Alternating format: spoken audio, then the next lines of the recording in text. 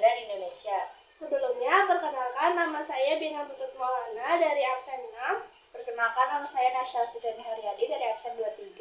Perkenalkan nama saya Ratu Syafrindawati dari absen 28. Perkenalkan nama saya Saina dari Kaputri absen 30. Perkenalkan nama saya Syahra Alia dari absen 31.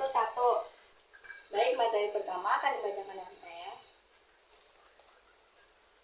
Yang pertama ada munculnya nasionalisme di Indonesia. Yang A, pengertian nasionalisme. Nasionalisme adalah sebuah ide atau gerakan yang menyatakan bahwa bangsa harus selaras dengan negara. Sebagai sebuah gerakan, nasionalisme mengandalkan keberadaan dan cenderung untuk memajukan kepentingan bangsa tertentu, terutama dengan tujuan untuk memperoleh dan mempertahankan kedaulatannya atas tanah airnya yang dipersepsikan untuk menciptakan negara bangsa. Yang kedua, ada faktor-faktor munculnya nasionalisme. Munculnya nasionalisme dipicu oleh berbagai faktor, baik internal maupun eksternal. Secara umum, faktor-faktor tersebut mencakup kesadaran akan penderitaan akibat penjajahan, semangat persatuan, pengaruh dari bangsa-bangsa lain yang juga memperjuangkan kemerdekaan, dan munculnya kaum terpelajar yang menyadari pentingnya bersatu untuk mencapai kemerdekaan. Faktor-faktor munculnya nasionalismenya ada dua. Yang pertama ada faktor internal dan eksternal. Faktor internal yang pertama ada penderitaan akibat penjajahan. Yang kedua ada rasa senasib dan keinginan untuk bersatu. Yang ketiga munculnya kaum terpelajar. Yang keempat kenangan kejayaan masa lalu. Yang kedua ada faktor internal. Yang pertama ada pengaruh pergerakan di negara lain. Yang kedua ada kemenangan Jepang atas Rusia. Yang ketiga ada krisis ekonomi dunia. Dan yang terakhir ada munculnya paham-paham baru. Baik, untuk materi selanjutnya ada perkembangan organisasi nasional yang akan dibacakan oleh Bina Putut.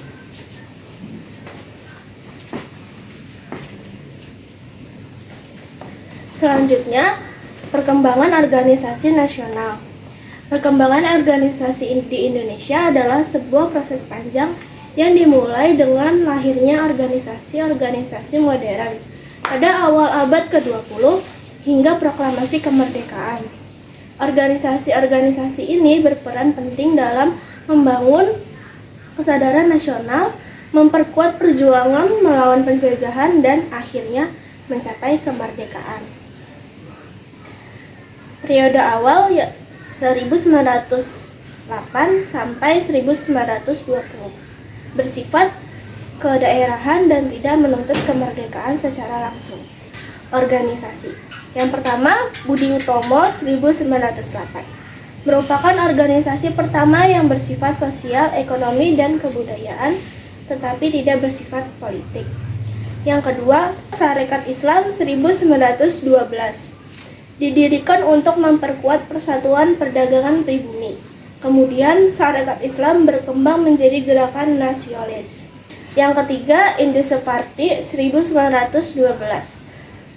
Indonesia Party adalah organisasi politik pertama yang memiliki tujuan untuk mencapai kemerdekaan Indonesia. Selanjutnya, periode radikal dari 1920 sampai 1930 mengarah pada tuntutan kemerdekaan dan menggunakan cara-cara radikal. Organisasinya yang pertama, Perhimpunan Indonesia. Organisasi pertama yang memiliki perdagangan lebih maju dan melakukan kegiatan politik yang menarik perhatian inter. Yang kedua, Partai Komunis Indonesia. Organisasi yang berhaluan komunis dan menentang kekuasaan Belanda secara radikal. Yang ketiga, Partai Nasional Indonesia. Didirikan oleh Ir Soekarno dan bertujuan untuk mencapai kemerdekaan Indonesia dengan cara yang lebih tegas dan nasional. Selanjutnya, periode moderat 1930 sampai 1942. Lebih kompromis karena tekanan dari pemerintah kolonial. Organisasinya yang pertama, Partai Indonesia Raya, bertujuan untuk mewujudkan kemerdekaan Indonesia melalui kerjasama dengan pemerintah Hindia Belanda. Yang kedua, Gerakan Rakyat Indonesia, bertujuan untuk mempercepat kemerdekaan Indonesia melalui jalan yang lebih moderat. Yang ketiga, Gabungan Politik Indonesia, merupakan wadah yang dipertemukan berbagai organisasi pergerakan nasional untuk menyuarakan inspirasi rakyat. Selanjutnya, Materinya akan dibacakan oleh Nasya.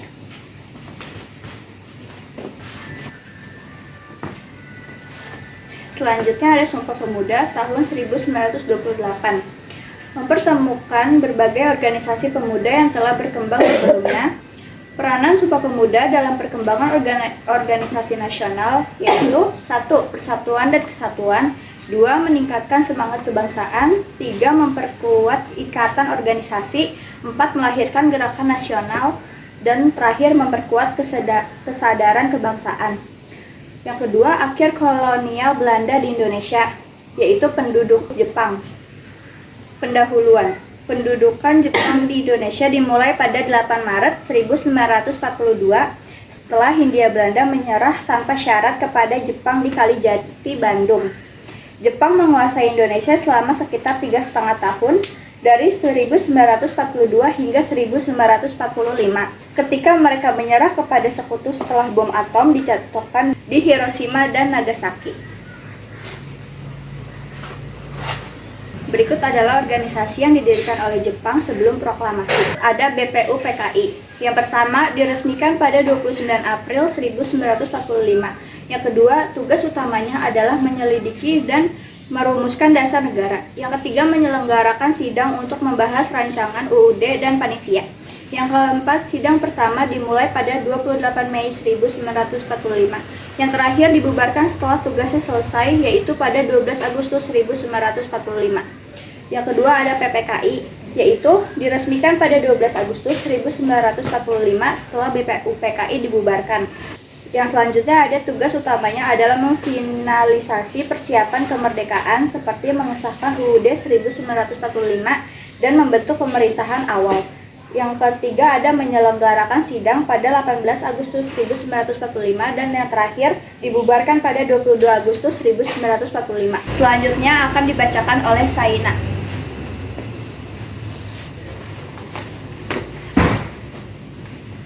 Latar belakang pendudukan Jepang di Indonesia adalah bagian dari ekspansi kekuasaan Jepang selama Perang Dunia II yang bertujuan untuk mengamankan sumber daya alam dan memperluas pengaruhnya di Asia Tenggara. Jepang menginginkan bahan mentah dan bahan bakar untuk kebutuhan industri dan militer, serta ingin menjadikan Indonesia sebagai pasar bagi hasil industri mereka. Adapun dampak pendudukan Jepang, dampak negatifnya, kerja paksa atau romusa, kemiskinan dan kelaparan, pelanggaran hak-hak perempuan, penyerahan kekayaan alam Indonesia kepada Jepang. Dampak positif, diperbolehkannya penggunaan bahasa Indonesia sebagai bahasa nasional, didirikannya Kumiai Koperasi, pembentukan Tonarigumi Rukun Tetangga, mengenalkan sistem pertahanan line sistem, dibentuknya BPUPKI dan PPKI sebagai persiapan kemerdekaan, dan memberikan latihan militer dan membentuk organisasi militer seperti PETA. Proklamasi Kemerdekaan.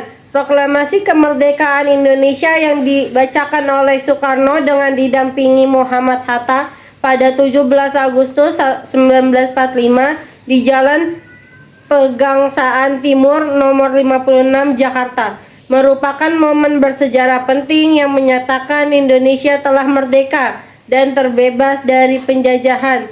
Proklamasi ini menjadi simbol perlawanan bangsa Indonesia terhadap penjajahan dan menandai dimulainya perjuangan untuk mempertaruhkannya kemerdekaan. Selanjutnya akan dibacakan oleh Syahra.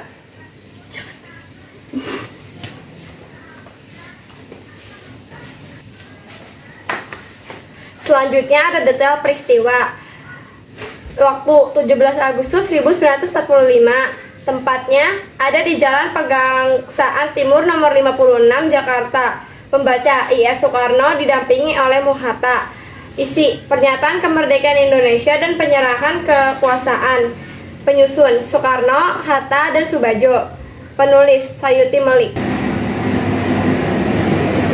Selanjutnya ada makna proklamasi. Yang pertama simbol kemerdekaan, kedua pengakuan internasional, ketiga perlawanan terhadap penjajahan, keempat mulai perjuangan, kelima kedaulatan rakyat, dan yang terakhir ada kebebasan dan penjajahan. Proklamasi menyatakan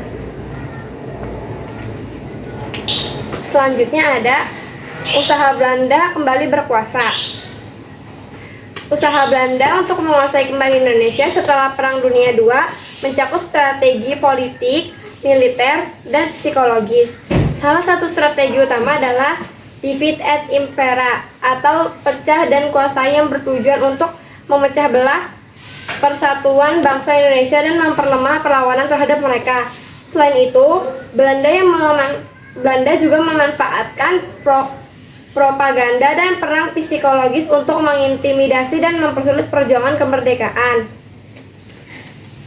Selanjutnya ada yang ini, yang divide et impera. Belanda menggunakan ini untuk mencegah belah persatuan bangsa Indonesia. Tujuannya adalah mengendalikan wilayah Indonesia dengan lebih mudah dan menghindari perlawanan. Yang keempat ada perang psikologis. Mereka berusaha menciptakan ketidakpercayaan dan keraguan di antara rakyat sehingga lebih mudah untuk dikuasai. Yang ketiga ada monopoli perdagangan. Belanda berusaha monopoli perdagangan di Indonesia yang merupakan sumber kekayaan dan kontrol mereka. Yang terakhir ada kekuatan militer. Mereka mengerahkan pasukan senjata dan fasilitas militer untuk menjaga kekuasaan mereka.